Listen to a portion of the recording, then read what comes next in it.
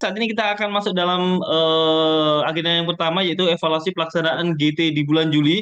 Ini nanti akan saya yang menyampaikan sekaligus nanti kita akan sambung untuk ini ya review dari diskusi kita di bulan Juli kemarin. Nanti akan sekaligus saya yang akan menyampaikan. Oke, baik Bapak Ibu, ini sedikit evaluasi ya terkait pelaksanaan GT di bulan Juli kemarin. Nah, ini peserta di GT bulan Juli kemarin termasuk peserta yang banyak ya. Ada 103 peserta. Tapi sayangnya ada 5 yang keluar, satu tidak ada di fest, yang keempat karena ada kesibukan. Lalu ya sayang sekali ada tercatat kami ada 26 peserta tidak berbagi dalam diskusi. Nah, ini di GT1 itu ada 7 orang, GT2 ada 9 orang, dan GT3 ada 10 orang. Oke, Bapak Ibu dan rekan-rekan semuanya, kita sepakat ya. Nanti di bulan di GT bulan Agustus nanti kita akan bersama-sama berdiskusi ya, aktif diskusi sehingga untuk peserta yang tidak berbagi nanti evaluasi di bulan selanjutnya harapannya 0 peserta. Jadi semuanya turut berdiskusi. Nah, ini ada total respons yang masuk dari diskusinya ya, dari keseluruhan diskusi itu benar-benar kami catat, kami hitung. Dan dari GT1 itu totalnya ada 431 chat atau diskusi selama bulan Juli kemarin. Lalu GT2 ada 365 chat atau diskusi yang terjadi. Lalu di GT3 ada 213 chat diskusi yang terjadi selama bulan Juli kemarin. Mudah-mudahan ini tema yang menarik karena ini tentang kemerdekaan dan tentang pahlawan-pahlawan iman di dalam Alkitab. Nanti kita akan diskusikan bersama dan kita akan dapatkan pelajaran juga. Semangat Bapak Ibu. Dan diskusi peserta rata-rata sesuai topik dan tidak OOT kemarin dan lumayan seru saya di GT2, GT1 juga lumayan seru, GT3 kemarin juga. Lalu pengarahan pada awal diskusi membantu peserta ya untuk memahami topik karena topiknya pemuritan abad ke-22. Wah, ini kita baru abad 21 dan abad 22 masih berapa tahun lagi tetapi ya pengarahan kemarin sangat membantu menolong dalam memahami maksud dari arah diskusi kita selama 1 bulan kemarin. Dan referensi juga kemarin juga disertakan sebagai taman literasi dari rekan-rekan semuanya dalam diskusi. Tantangan utama di GT bulan Juli kemarin, ya karena banyak yang keluar karena kesibukan ya. Jadi salah satu tantangan utamanya kesibukan. Lalu juga beberapa peserta ikuti kelas atau grup diskusi lainnya. Jadi itu menjadi salah satu tantangan juga untuk keaktifan dalam mengikuti GT di bulan Juli. Tapi overall, terima kasih bagi rekan-rekan semuanya kemarin yang sudah aktif berdiskusi, yang sudah juga menyimak, mempelajari bersama. Kiranya ini bisa menolong ya untuk kita semakin kuat di dalam hal pemuritan kita kepada orang atau pemuritan secara pribadi. Oke, terima kasih. Dan demikian dia untuk sedikit evaluasi pelaksanaan GT di bulan Juli. Kita masuk dalam review diskusi GT Juli, yaitu pemuritan abad ke-22. Ini ada 4 topik yang dibahas ya, Bapak Ibu dan rekan-rekan semuanya. Mungkin yang hadir di sini kemarin belum ikut dari GT bulan Juli. Topik pertama itu ada pemuritan abad ke-21. Lalu topik kedua ada pemuritan dari generasi ke generasi. Topik ketiga ada AI dan pemuritan. Dan yang topik terakhir atau keempat yaitu Quo Vadis pemuridan. Kita akan review satu persatu ya. Di topik pertama itu setiap topik nanti akan ada kemarin ada 3 diskusi pertanyaan dan pertanyaan pertama itu apa arti pemuridan yang Anda pahami berdasarkan prinsip dalam Alkitab baik dari Perjanjian Lama maupun Perjanjian Baru. Lalu diminta untuk menyertakan referensi ayatnya. Lalu silahkan bagikan dan tanggapi pendapat yang lain untuk saling menajamkan. Nah, ini dari hasil rangkuman atau review dari keseluruhan diskusi ya, ada 2 yang bisa kita simpulkan untuk review atau highlightnya.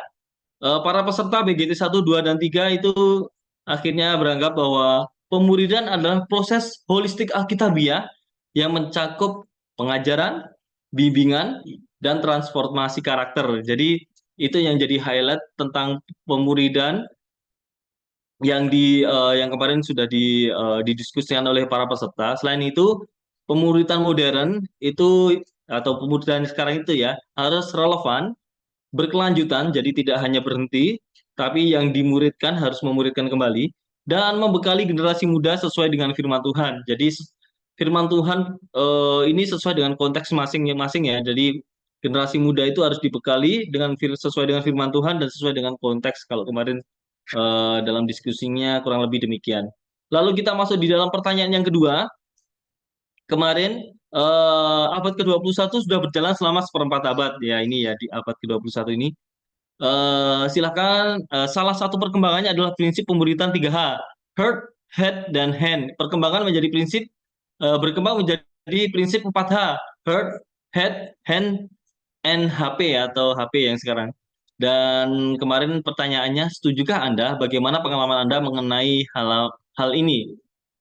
Dari ketiga diskusi atau ketiga grup akhirnya dapat disimpulkan bahwa prinsip pemuritan 3H plus 1H yaitu HP akan semakin mempermudah pemuritan, tetapi perlu keseimbangan dan interaksi tatap muka. Jadi Bapak Ibu dan rekan-rekan semuanya dari ketiga grup kemarin setuju bahwa HP itu akan menolong ya dalam pemuridan, tetapi masih diperlukan ada interaksi atau tatap muka secara langsung. Ini khususnya untuk konteks saat ini ya.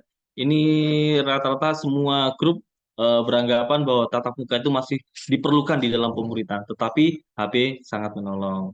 Oke, selanjutnya di pertanyaan terakhir di topik yang ke-1, apa saja tantangan besar yang Anda hadapi dalam melakukan pemuridan yang alkitabiah pada abad ke-21 ini? Bagikan tips trik Anda dalam menghadapi tantangan tersebut.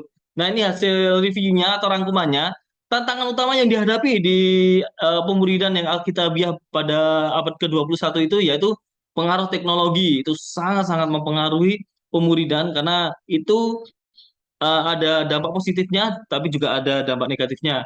Lalu menurunnya komitmen gereja untuk mengadakan pemuritan ya, karena memang sekarang belum semua gereja tidak ada pemuritan di dalamnya program pemuritan. Lalu sekarang itu jemaat sudah mulai individualisme, yaitu mementingkan diri sendiri, relativisme secara moral. Jadi baik dan tidak baik itu semuanya relatif ya, tidak berpegang kepada firman Tuhan lagi mana yang benar. Lalu karena kesibukan juga adanya banjir informasi penyesatan karena di dunia digital informasi sudah semakin banyak masuk dan juga kalau kita tidak filter dengan baik banyak hal-hal yang menyesatkan yang kalau kita tidak hati-hati kita bisa tersesat dengan informasi yang ada tersebut.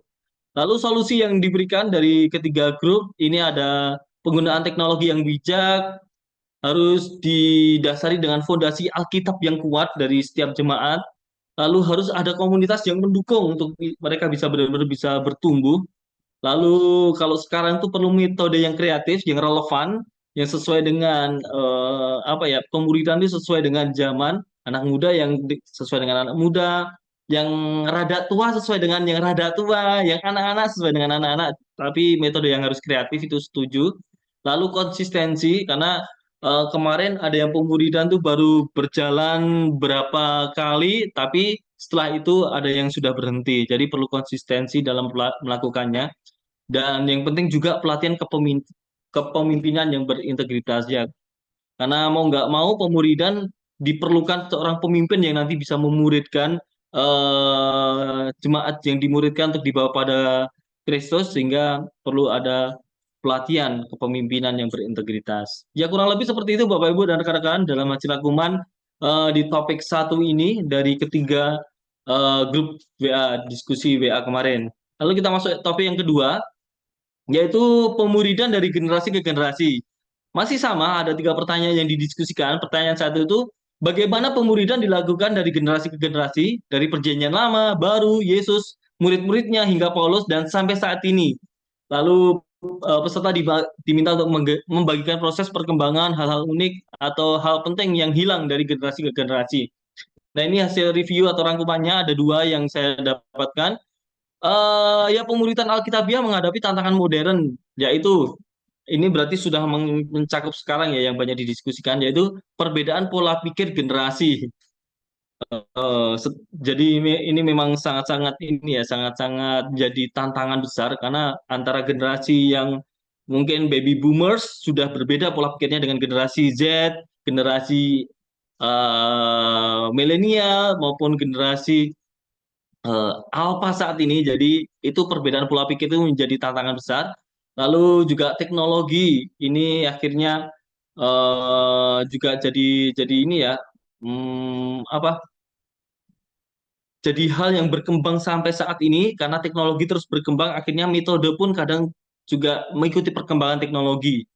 Lalu eh, tantangan ini komitmen gereja yang menurun. Ya tadi sesuai di topik yang pertama tadi juga sempat didiskusikan bahwa komitmen gereja untuk melakukan pemuridan juga sudah menurun, dan sama dengan di topik yang satu ternyata individualisme juga menjadi tantangan untuk pemuridan di zaman modern sekarang ini. Solusi yang diberikan dari ketiga ketiga apa? Ketiga diskusi masih hampir sama karena masih berkaitan ya, harus menggunakan teknologi yang dengan bijak, lalu penguatan fondasi Alkitabiah, komunitas yang mendukung, metode pengajaran yang kreatif. Jadi ini solusi yang diberikan dari topik satu dan topik dua ternyata masih sama, Bapak Ibu dan rekan-rekan. Dan mungkin ini benar-benar harus jadi concern yang perlu apa ya, menjadi concern yang benar-benar dipikirkan untuk gereja-gereja saat ini terkait solusi yang dipikirkan, karena ini berarti peserta mewakili jemaat ini yang menjadi menjadi ini ya pergumulannya. Jadi baik Bapak Ibu, terima kasih ini masukannya. Kiranya ini nanti bisa didengar oleh gereja-gereja kita masing-masing terkait solusi yang diberikan, atau silakan nanti bisa disampaikan juga di gereja masing-masing. Lalu untuk pertanyaan kedua, mari kita diskusikan apa saja perbedaan dan karakter dari generasi baby boomers hingga generasi alpha. Menurut pengalaman Anda atau peserta, strategi seperti apa yang dapat diusulkan atau diterapkan agar pemuritan bisa berjalan dengan maksimal meski ada tantangan berupa perbedaan atau karakter di setiap generasi.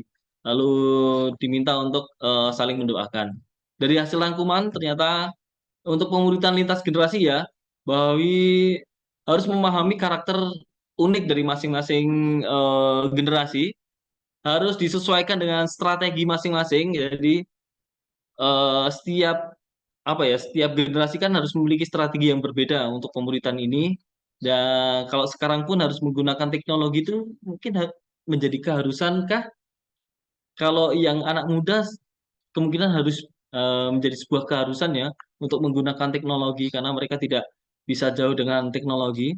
Lalu pendekatan fleksibel, fleksibel itu berarti ada hal-hal khusus yang bukan khusus, ada hal-hal yang tidak diharuskan ini, tapi fleksibel tuh lebih karena setiap kita kan tadi tantangannya kan berupa kesibukan dan sebagainya, fleksibel dari segi waktu, fleksibel dari segi kebutuhan dari masing-masing masing-masing orang yang dimuridkan, fleksibel dari segi teknologi mungkin juga fleksibel karena kemarin tidak semua gereja itu memiliki teknologi yang sama ya. Jadi itu fleksibel dalam hal itu juga, dan mungkin lagi sebagainya kemarin dalam diskusi. Mungkin Bapak Ibu masih ingat, silakan nanti bisa ditulis juga di kolom komentar. Lalu esensi pemuridan, akhirnya esensi pemuridan yang dapat kita simpulkan dari hasil diskusi topik yang kedua, pertanyaan kedua ini, bahwa pemuridan tuh harus membentuk karakter seperti Kristus. Jadi bukan seperti pemimpin atau bukan seperti apa ya masing-masing pribadinya, tapi membentuk karakter seperti Kristus. Esensi dari pemuridan lainnya adalah untuk saat ini ya, ini untuk menggabungkan tatap muka dan online. Jadi tatap muka masih perlu dilakukan. Ini khususnya yang ini ya pemuridan saat ini, dan online juga dibutuhkan untuk menolong baik secara apa apa kemarin itu koordinasi, secara komunikasinya itu akan sangat menolong. Lalu komitmen waktu karena itu tadi masalah kesibukan ya, harus berkomitmen menyediakan waktu. Lalu kerjasama antar generasi karena antar generasi tidak dibeda-bedakan, tetapi harus ada kolaborasi, ada kerjasama satu generasi lain dan generasi satu dengan generasi yang lain, tidak boleh membeda-bedakan antar generasi. Jadi ini Bapak Ibu, mungkin dari pertanyaan yang kedua, dari topik yang kedua ini, lalu kita masuk dalam pertanyaan yang ketiga. Bagikan kesaksian Anda tentang bagaimana Tuhan bekerja dengan caranya yang unik dalam proses pemuridan di setiap generasi. Ketika Anda dimuridkan oleh mereka yang berbeda generasi dengan Anda, atau ketika Anda memuridkan mereka yang berbeda generasi dengan Anda. Silahkan pilih salah satu saja. Lalu diminta untuk saling mendoakan juga. Nah, ini hasil rangkuman dari ketiga tiga apa review dari ketiga grup. Hasilnya pemuridan yang efektif tuh disesuaikan dengan metode untuk setiap generasi. Jadi me- hampir sama seperti yang sebelumnya. Lalu jaga semangat karena pemuridan kalau tidak semangat pasti di tengah jalan akan berhenti ya. Jaga semangat itu berarti saling mendorong, saling mendukung antara yang pemimpin atau antara orang yang dimuridkan. Lalu penting juga kedekatan pribadi karena tanpa ada kedekatan pribadi dari masing-masing anggotanya, baik dari pemimpinnya maupun eh, dari anggotanya, eh, apa ya, pemuridan itu hanya sebagai kewajiban. Padahal pemuritan itu dibutuhkan dari hasil diskusi dibutuhkan kedekatan, ada relasi, ada kayak ikatan hati antara pemimpin dan juga apa anggotanya. Jadi bisa saling terbuka di dalam pemuritan, dalam pelaksanaan pemuritannya. Lalu pemuridan itu memanfaatkan teknologi dengan bijak, atasi perbedaan komunikasi antar generasi, fokus pada pembentukan karakter kreatif. Masih sama seperti yang diskusi sebelumnya. Ya saya kira ini jadi concern ya karena pemuritan dari generasi memang harusnya seperti ini. eh Apa ya, jadi concern kita untuk setiap generasi, apalagi generasi tua ke generasi muda, bahkan generasi muda ke generasi tua juga harus bisa menghormati dan menghargai. Oke, itu yang topik yang kedua, kurang lebih seperti itu Bapak Ibu, tiga pertanyaan yang didiskusikan. Kita masuk di dalam topik yang ketiga, yaitu dengan topiknya AI dan pemuridan. Ada tiga pertanyaan juga. Pertanyaan satu, bagikan dan sesuaikan pelajaran penting yang didapatkan dari presentasi AI dan pemuridan hari ini. Jadi kemarin kan ada ini ya presentasi AI dan pemuridan. eh ini ke office hour. Jadi dalam office hour kemarin, ini ada office hour. Ini diminta untuk membagikan pelajaran penting ya, dan pemuritan itu apa. Dan dari hasil rangkuman ketika diskusi didapatkan tantangan pemuritan yang pertama itu tentang tantangan pemuritan di abad ke-21. Penurunan minat agama. Ini generasi yang sekarang ya. Jadi minat untuk dengan agama itu sudah menurun dari hasil diskusinya. Sekularisme, jadi sudah mulai apa ya? Sekularisme ini saat ini sudah mulai berkembang bagi kalangan muda khususnya ya. Lalu kesibukan dari setiap anggota maupun dari jemaat, relativisme moral tadi ya, bahwa kebenaran tuh akhirnya bersifat relatif kalau sekarang ya, karena perkembangan zaman. Nek menurutku bener ini belum tentu bener menurut orang ini. Menurut bener tentang generasi ini belum tentu bener menurut generasi ini. Jadi akhirnya jadi relativisme moral ini semakin berkembang dan ini bahaya. Harusnya standar firman Tuhan yang jadi standarnya ya. Lalu perbedaan generasi itu ya jadi tantangan pemberian 21, lalu teknologi masih sama jadi tantangan juga. Solusi masih sama.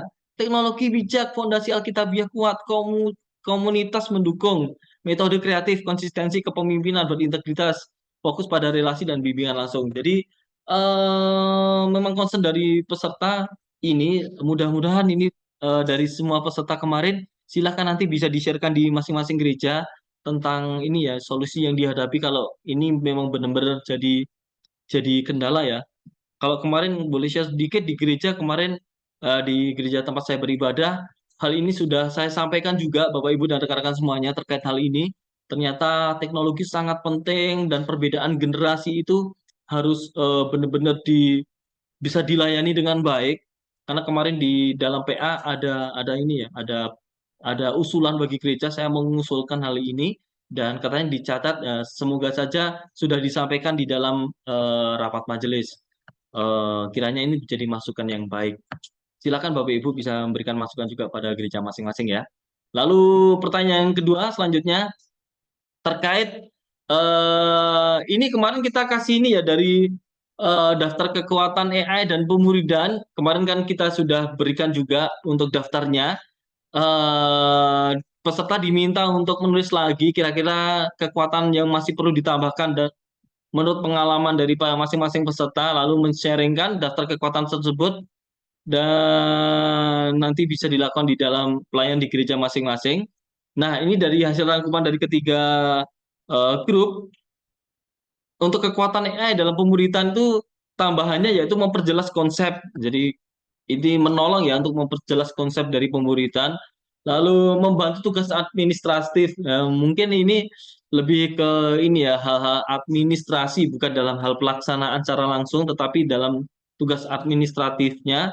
Lalu dalam penyediaan bahan, AI sangat menolong untuk bisa menyediakan bahan, tapi memang tetap harus kita cek kembali ya karena segala sesuatu yang datangnya dari yang kita ambil dari AI karena ini kan bersifat open resource ya jadi open source jadi banyak bahan yang dikumpulkan di situ dari diambil dari mana-mana jadi kita perlu cek kembali apakah memang sesuai dengan firman Tuhan.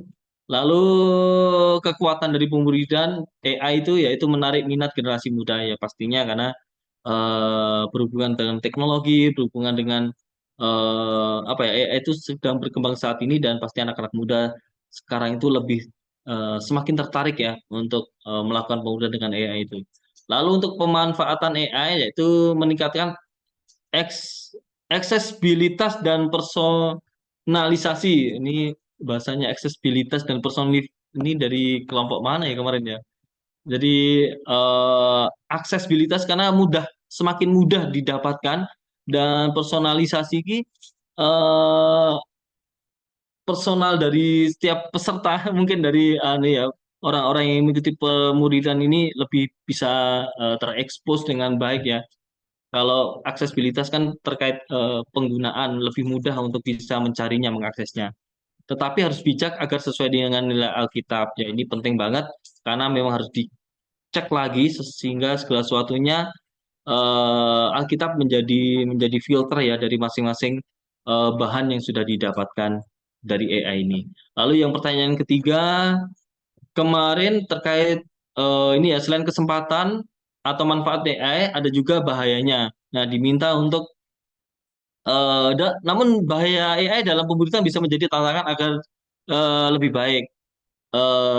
Peserta diminta untuk mencari tips dan triks dari agar bahaya AI dalam pemerintahan bisa diminimalisir dan menjadi tantangan atau kesempatan untuk kemajuan pelayanan pemerintahan selanjutnya. Nah, ini hasil rangkumannya, kelebihan dan resiko AI itu kelebihannya itu mempermudah pemuridan. Namun, resikonya bisa jadi ketergantungan dan ketergantungan pada AI dan fokus pada ini maksudnya fokus pada Alkitabiah Alkitab itu mulai menurun. Jadi orang hanya tergantung kepada AI terus dan tidak lagi berfokus pada Alkitabnya. Jadi ini kelebihan tapi ada resikonya juga. Lalu pendekatan bijak terkait AI ini ya ada validasi dan pelatihan yang tepat.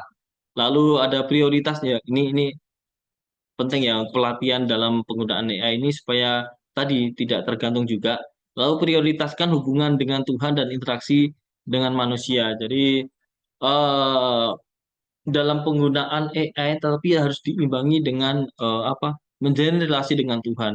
Karena kalau tanpa adanya relasi dengan Tuhan ya akhirnya terus berrelasinya dengan teknologi atau dengan AI tersebut. Apa-apa carinya AI, ada kesulitan yang ditanya AI dan sebagainya, tapi menghilangkan esensi relasi hubungan dengan Tuhan. Padahal pemuritan itu sendiri itu adalah memuridkan orang-orang tersebut dibawa kepada menjadi murid Kristus, bukan murid dari pemimpin ya, jadi murid Kristus. Lalu penting juga interaksi dengan manusia, tidak hanya tergantung pada AI terus, tapi perlunya ada interaksi dengan manusia atau dengan pemimpin yang yang memimpin dalam pemuritan tersebut. Lalu untuk pertanyaan ke oh ini pertanyaan yang ketiga berarti yang terakhir. Ini topik yang keempat terkait Fuwadis pemuridan. Ini tentang masa depan ya pemuridan itu akan seperti apa. Lalu pertanyaan pertama itu silakan bagikan visi misi atau mimpi Anda untuk pemuridan yang alkitabiah pada masa depan di abad yang ke-22. Wah ini masih lama sekali mungkin kemarin. Waduh, kalau umur saya segini di abad 22 besok mungkin sudah tidak ada lagi atau sudah meninggal. Tapi mencoba untuk bermimpi ya, mimpi yang ingin didapatkan dari peserta akhirnya didapatkan ada dua ini terkait integrasi teknologi dengan visi Alkitabiah. Jadi adanya kesinambungan, adanya ini ya, integrasi itu berarti adanya hubungan terkait teknologi itu dengan visi yang alkitabiah. Jadi memanfaatkan teknologi yang modern, yang berkembang saat besok sambil menjaga prinsip Alkitab dalam pemuridan. Jadi prinsip Alkitab menjadi core yang utama dan teknologi itu hanya menjadi alat atau menjadi apa ya, menjadi alat untuk setiap orang bisa mengenal firman Tuhan dari prinsip firman Tuhan tersebut. Lalu terkait etika dan kolaborasi antar generasi, lalu perlu menjaga etika Kristen dalam penggunaan teknologi dan dorong kolaborasi generasi ya ini antar generasi untuk pemuridan yang efektif. Jadi seperti yang sudah dijelaskan di awal-awal, adanya kolaborasi itu adanya kerjasama, adanya hubungan timbal balik antara generasi, satu generasi dengan yang lain bisa mungkin bisa saling mendukung, yang muda menolong yang tua, yang untuk terkait penggunaan penggunaan teknologinya yang tua menolong yang muda dalam menjelaskan kebenaran firman Tuhannya. Jadi ada kolaborasi antar generasi sehingga pemuridan dapat berjalan dengan efektif. Selanjutnya di pertanyaan kedua, itu dalam 25, 50 hingga 100 tahun yang akan datang bagaimana menurut Anda kita bisa menyiapkan generasi selanjutnya agar tetap dapat dimuridkan berdasarkan prinsip firman Tuhan atau prinsip Alkitab. Peserta diminta untuk membagikan ide-ide tapi hasil rangkumannya dari peserta itu pemuridan harus berlandaskan Alkitab. Itu jelas dan seimbang antara interaksi tatap muka dan digital dalam menyiapkan generasi berikutnya. Wah, ini masih ternyata peserta masih beranggapan untuk 25, 50 bahkan 100 tahun ke depan itu untuk tatap muka maupun dengan menggunakan alat digital masih perlu dilakukan dalam hal pemuridan. Tapi saya setuju bahwa pemuridan harus dilandaskan Alkitab atau firman Tuhan. Lalu ide yang diberikan oleh para peserta yaitu pendidikan Alkitabiah berkelanjutan dan kolaborasi generasi masih sama tadi. Pemuridan dalam keluarga dan generasi sebagai pendukung utama. Nah, ini penting ya. Jadi pemuridan dalam keluarga itu berarti orang tua menjadi kemarin orang tua harus menjadi apa ya, menjadi tempat utama di mana anak-anak mendapatkan pengajaran firman Tuhan. Dan gereja itu mendukung utama itu memfasilitasi keluarga-keluarga atau orang tua untuk bisa memuridkan anak-anaknya. Kurang lebih seperti itu untuk pertanyaan yang kedua yang didiskusikan oleh para peserta. Lalu pertanyaan terakhir yaitu peserta diminta membagikan langkah-langkah praktis yang dapat diambil oleh gereja untuk mempersiapkan diri menghadapi perubahan teknologi yang pesat dalam 25 tahun ke depan. Ini terkait hal pemuritan. Hasil rangkumannya, gereja harus menggunakan teknologi dan AI sambil menjaga nilai Alkitab dan interaksi tatap muka. Masih dimention yang sama. Lalu libatkan generasi muda untuk pendekatan hybrid ya. Masih sama, jadi tatap muka dan juga online. Dan juga melakukan pelatihan yang relevan. Relevan ini sesuai dengan perkembangan zaman pada waktu itu ya. Jadi relevan sesuai zaman 25 tahun ke depan. Jadi kurang lebih seperti itu Bapak Ibu. Sedikit review dari banyaknya diskusi yang sudah diberikan oleh peserta dari ketiga grup ini. Kiranya review ini hanya menolong saja, nanti silakan Bapak Ibu, kemarin rangkuman sudah diberikan, bisa dipelajari lagi, silakan nanti bisa mengusulkan kepada masing-masing gereja supaya gereja juga bisa mempersiapkan hal ini dengan baik dan akhirnya banyak jemaat yang bisa dimuridkan dari setiap generasi, dari kecil maupun sampai dewasa. Oke, ini beberapa quote ya. Ini kami mengambil 4 sampel quote dari peserta karena banyak sekali quote yang kemarin kami ambil. Silakan nanti Bapak Ibu bisa cek di Instagram maupun bisa cek juga di Facebook untuk quote. Dan selanjutnya ini juga salah satu sharing pendapat ya. Ini dua sampel. Nanti silakan Bapak Ibu bisa cek di Instagram Sabda MLC maupun di Facebook Sabda MLC. Sebelumnya supaya kita semakin semangat lagi ya untuk kita bisa terus konsisten dengan apa yang menjadi tujuan kita melakukan diskusi di kelompok Growing Together. Saya juga akan memberikan penyegaran lagi ya tentang latar belakang dari adanya pelayanan Growing Together dari Yayasan Mega Sabda gitu ya. Dan latar belakang ini memang menjadi satu pergumulan kita bersama karena hidup di zaman yang serba semakin berubah pesat ini dan semakin sulit ini, Bapak Ibu Saudara sekalian ya. Kita sebagai orang Kristen setiap hari diperhadapkan dengan tantangannya. Bagaimana seharusnya saya sebagai orang Kristen bisa hidup ya dalam zaman yang berubah pesat saat ini, terutama dengan kemajuan teknologi ya, bisa hidup terus berlandaskan atau tetap hidup di bawah otoritas firman Tuhan. Dan kita sangat membutuhkan sesama ya untuk kita bisa saling menguatkan, untuk kita bisa saling mendukung. Oleh karena itu ini juga menjadi visi ya dari Growing Together, di mana kita bersama-sama sebagai tubuh Kristus bisa membangun komunitas belajar Kristen yang sehati supaya kita bisa bersama-sama hidup bertumbuh di dalam Kristus walaupun kita tidak berada dalam satu lokasi, kita tidak berada di mungkin tidak berasal dari gereja yang sama dan sebagainya gitu ya, tetapi kerinduan walaupun jarak memisahkan, tempat juga memisahkan, waktu juga mungkin berbeda ya, kita bisa tetap membangun komunitas supaya kita bisa saling bertumbuh, kita bisa belajar ya lewat mendiskusikan topik-topik yang relevan ya, lalu kita juga bisa saling saling mendorong sehingga semua anggota bisa menikmati hidup Kristen yang penuh vitalitas, sukacita, dan tentu saja kembali lagi kepada prinsip dasar dari Growing Together ini semuanya berdasarkan firman Tuhan atau back to the Bible. Ya, inilah dasar firman Tuhan ya, yaitu besi menajamkan besi dan orang menajamkan sesamanya. Kami ambil dari Amsal 27 ayat 17 dan kita bisa melihat ya, di sini peserta-peserta yang aktif ya, pasti punya kesadaran ya, setiap hari saya punya sesuatu yang Tuhan berikan kepada saya untuk saya bisa menolong sesama untuk bertumbuh, atau saya membutuhkan juga dukungan dari teman-teman ya, sehingga kehidupan saya setiap hari bisa semakin mencerminkan atau menyatakan ya pertumbuhan di dalam Kristus dan menjadi semakin serupa dengan Dia, sehingga kita butuh ya teman kita, sesama kita ya, komunitas untuk saling berelasi, dan Growing Together ini bisa menjadi salah satu tempat ya pemanfaatan teknologi juga untuk kita bisa terus bertumbuh di dalam Tuhan. Ya, dan bersyukur ya, terima kasih banyak untuk rekan-rekan semua tadi yang sudah disampaikan oleh Bima, walaupun ada evaluasi di sana-sini gitu ya, dan tidak semua lagi-lagi ya, walaupun awalnya 103, tetapi pada akhirnya walaupun kelihatannya yang keluar sedikit, tetapi yang tidak aktif itu cukup banyak. Ini menjadi evaluasi yang cukup besar juga bagi kami gitu ya, dan pasti juga menjadi concern dari rekan-rekan semua yang juga sudah aktif sepanjang Growing Together bulan Juli ya. Tapi ya bersyukurlah, mereka yang aktif pasti mendapatkan berkat lebih banyak. Bukan begitu Bapak Ibu Saudara sekalian ya?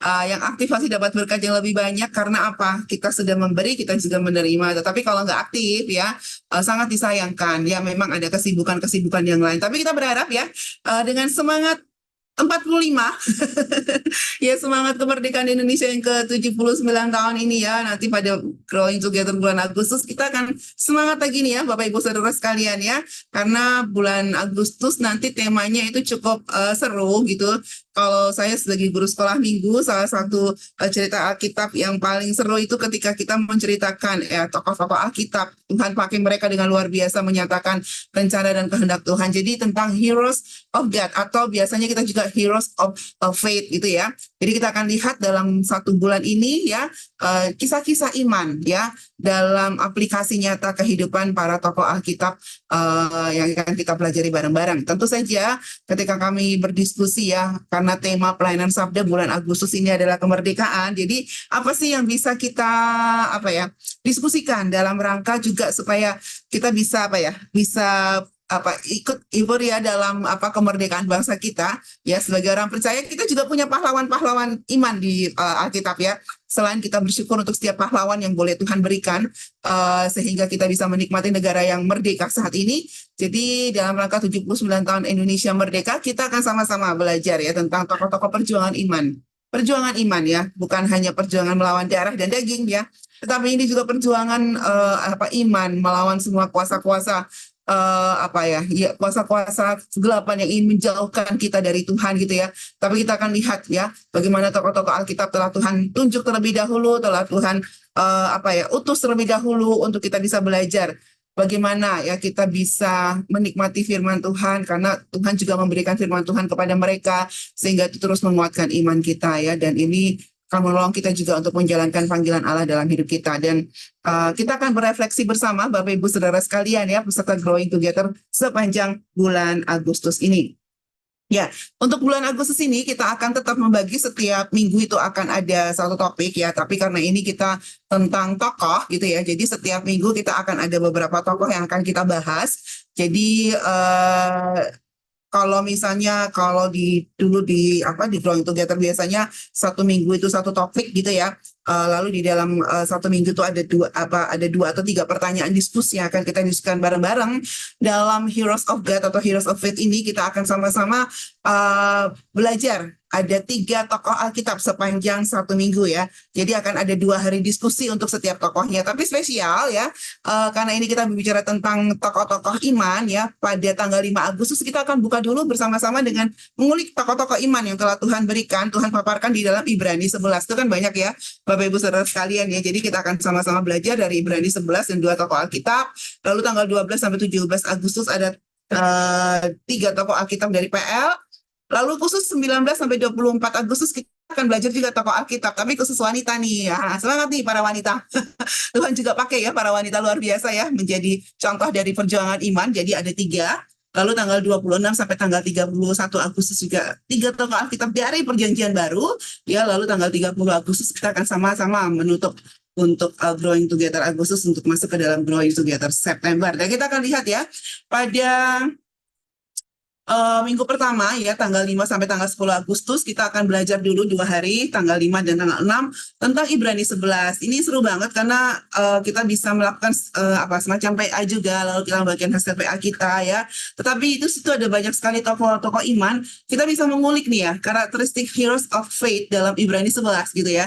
Dan pelajaran iman apa sih yang kita dapat dari Ibrani 11, dan di Ibrani 11 ini juga ada begitu banyak jawaban-jawaban Tuhan ketika kita melihat perjuangan mereka di Perjanjian Lama, tetapi ini ada pernyataan-pernyataan Tuhan di Perjanjian Baru. Kenapa kok mereka bisa kuat menghadapi semua tantangan-tantangan yang para tokoh dalam Perjanjian Lama ini hadapi. Nah, karena kita udah bahas di Ibrani 11, kita mulai masuk ya spesifik. Ada Abraham dan juga ada Yusuf ya. Ini Yusuf yang dibuang ke Mesir ya, yang dibuang oleh saudara-saudaranya. Yusuf ini anak kesayangannya Yakub itu ya yang akan kita bahas, bukan Yusufnya yang lain. Ya, bukan Yusufnya Maria ya. Oke. Lalu di minggu kedua kita akan ada membahas tentang Musa. Wow, gitu ya. Musa ini kisahnya unik banget.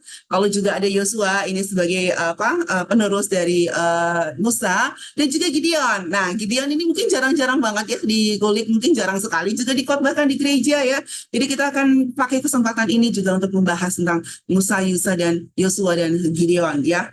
Jadi kesempatan besar nih untuk kita lihat detail-detail di dalam firman Tuhan masing-masing tokoh ini. Kalau kita udah bisa lihat detail-detailnya, wah, keindahan yang luar biasa dan berkat yang luar biasa bisa kita dapatkan. Sama halnya ya, nanti minggu ketiga kita akan dapat tentang para wanita ya yang Tuhan pakai untuk sebagai pejuang-pejuang iman di dalam Perjanjian Lama. Ada Deborah. Halo Ibu Deborah.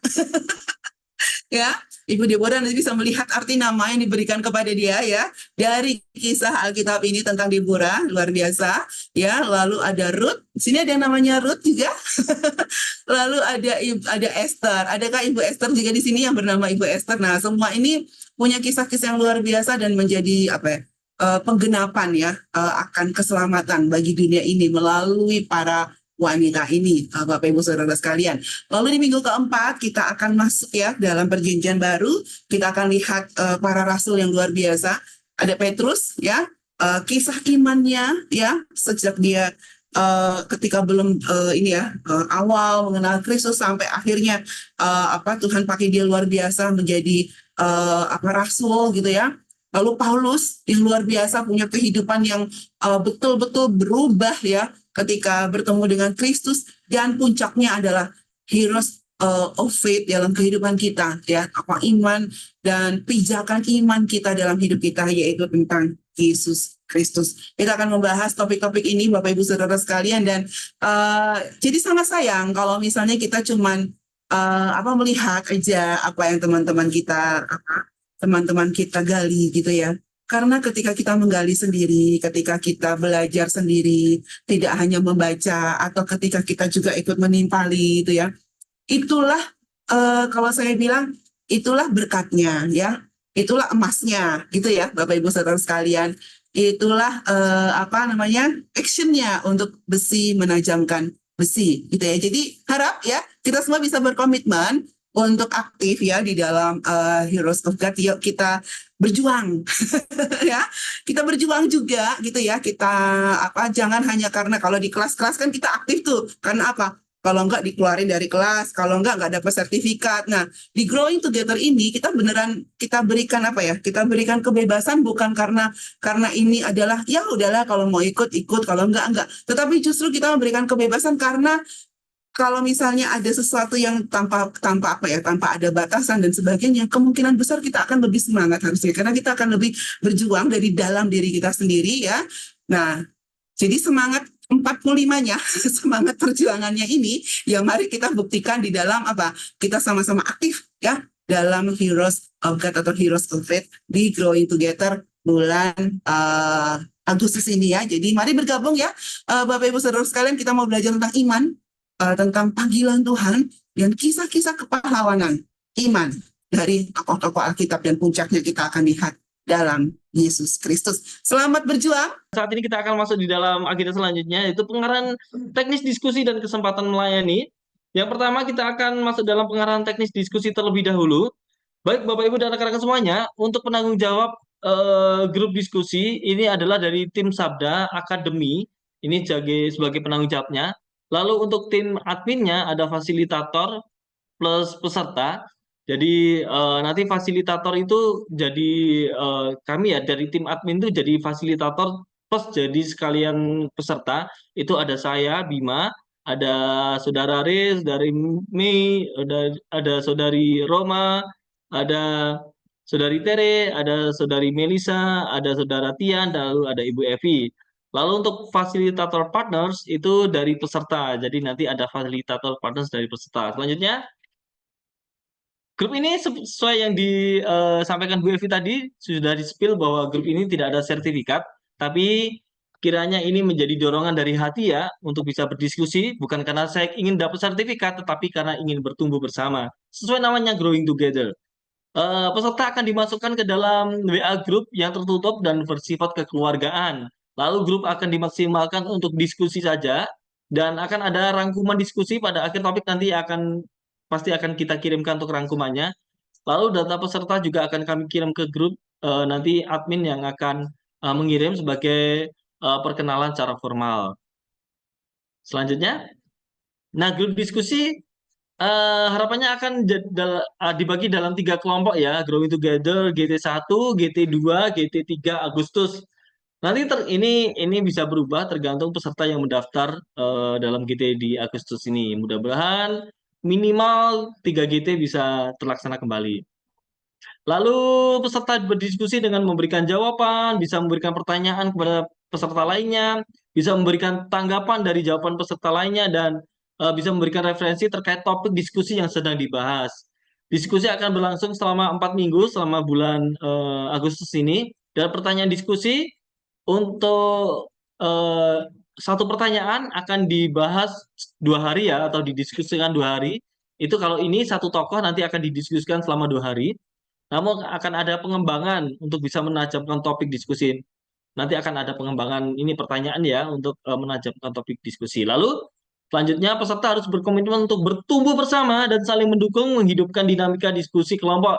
Seperti tadi, jangan hanya berdiam diri karena proses untuk kita bisa bertumbuh ya melalui diskusi dan bisa memecah dari diskusi peserta lainnya. Lalu peserta wajib aktif berdiskusi minimal muncul 2 kali dalam seminggu dan bebas memilih waktu diskusinya. Ini fleksibel Bapak Ibu dan rekan-rekan semuanya.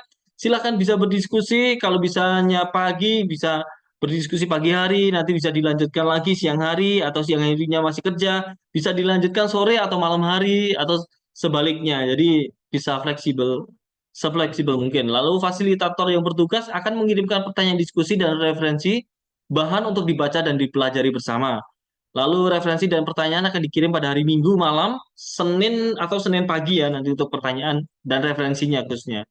Lalu peserta yang kurang aktif nanti akan di-reminder oleh admin, bisa via PM, nanti bisa di-tag teman namanya, tagging ya, di namanya nanti akan di tag dalam WAG untuk bisa bergabung dalam diskusi. Jadi silakan nanti kalau ada tagging, oh saatnya untuk berdiskusi.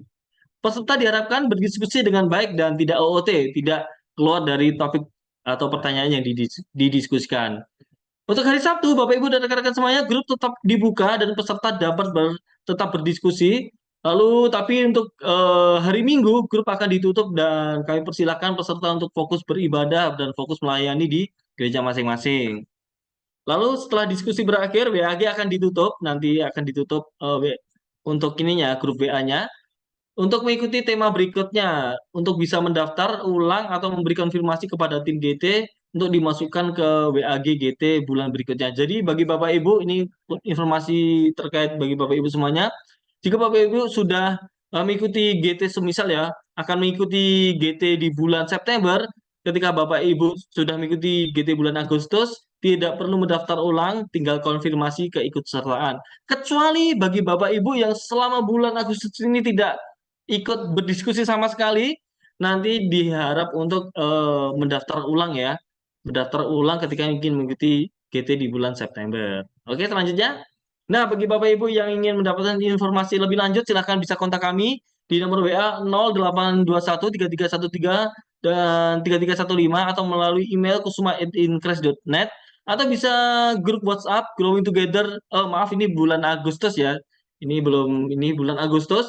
Lalu bisa juga Bapak Ibu bisa melihat arsip Growing Together-nya di murid21.org/komunitas. Jadi setiap hasil dari rangkuman, hasil dari diskusi maupun hasil dari eh, Growing Together kami berikan di Murid 21.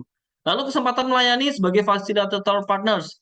Bapak Ibu selanjutnya, Bapak Ibu sebelumnya ini maaf ini bulan Agustus ya nanti bisa di ini fasilitator bulan GT di bulan Agustus sebenarnya masih sama seperti yang di bulan Juli, yaitu tugas fasilitator itu menyapa dan menyambut peserta setiap hari, lalu memposting pertanyaan dan pertanyaan pengembangan, lalu memperhatikan flow diskusi di grup, lalu bisa menegur peserta jika sudah OOT atau sudah keluar dari topik dan mengingatkan peserta yang belum aktif.